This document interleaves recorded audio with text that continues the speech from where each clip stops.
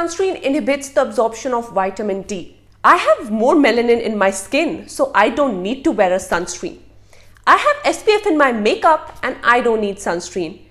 I don't need sunscreen because it's cloudy outside. Hello, hi everyone. This is Shrija. Welcome to Skin on Real, where I talk all things skincare. So if you like skincare related content, then make sure that you're subscribed. Likewise, you can also follow me on Instagram, where I post more regularly. So welcome back to my lessons on sunscreens. And while I was preparing my content, I had two things in mind.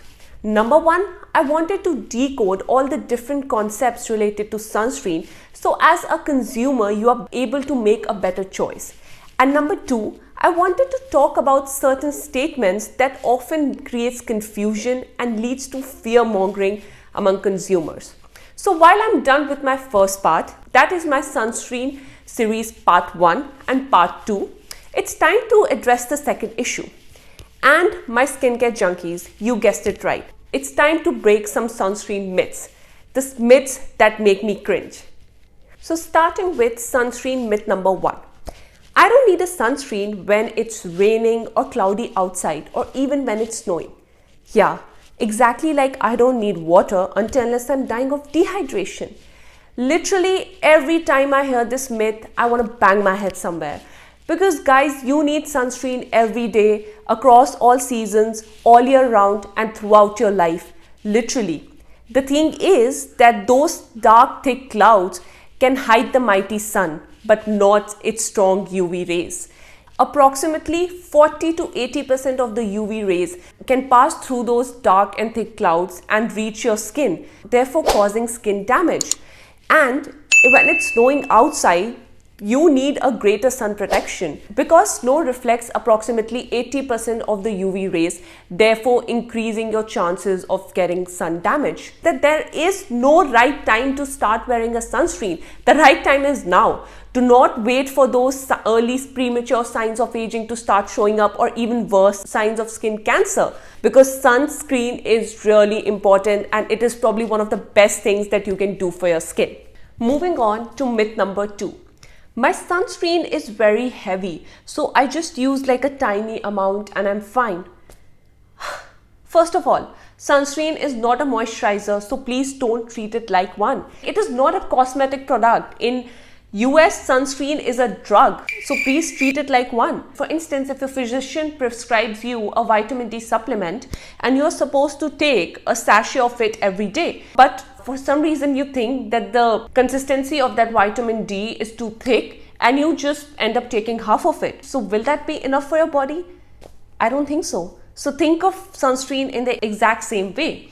The thing is, when it comes to sunscreen testing, according to experts, you need to apply 2 milligrams sunscreen per square centimeter of your skin. And if you do not use that particular amount, you're probably not going to get the protection that is mentioned on the label of the SPF. A lot of studies show that people only apply about half or even quarter of the desired amount, therefore only getting only half or even 1/4 of the protection that is mentioned on the label. I know a person who bought a sunscreen of SPF 50, and for the longest time she used only 3 or 4 drops of it. Well, that's not how things work, because if you do that, you're probably getting protection of about SPF 15. And we all know how long that protection is going to last. So it is very important that you use your sunscreen liberally.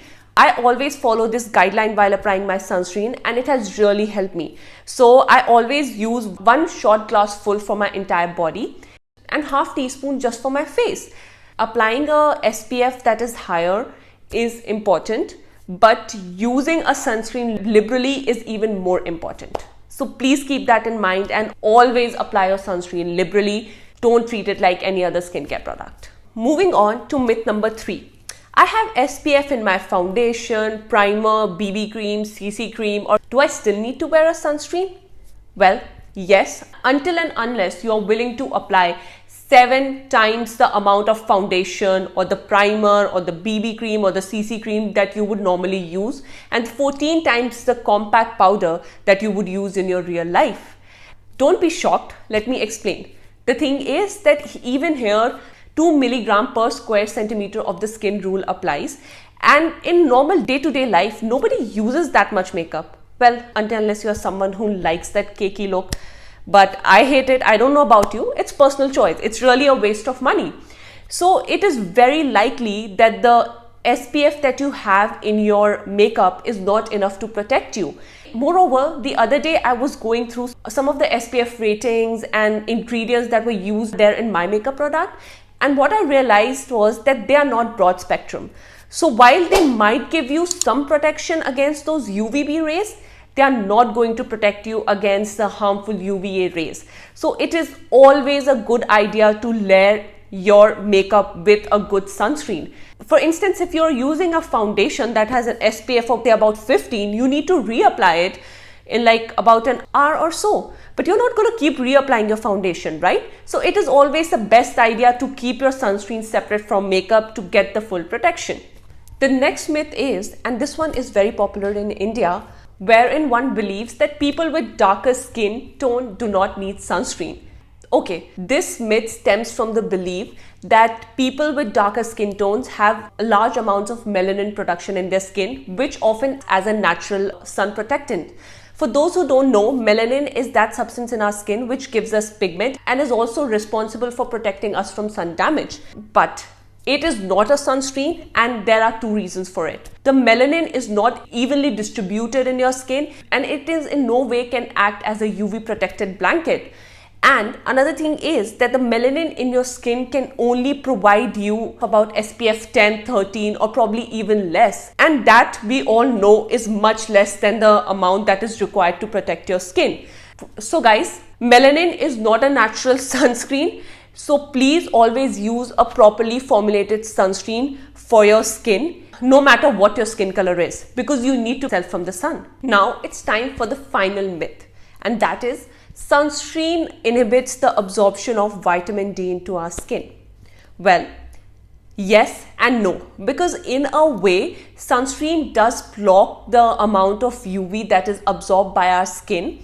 But in reality, no one wears that much sunscreen. I mean, think of it. I'm someone who's very strict about sunscreen application. I apply my sunscreen every day and I use it liberally.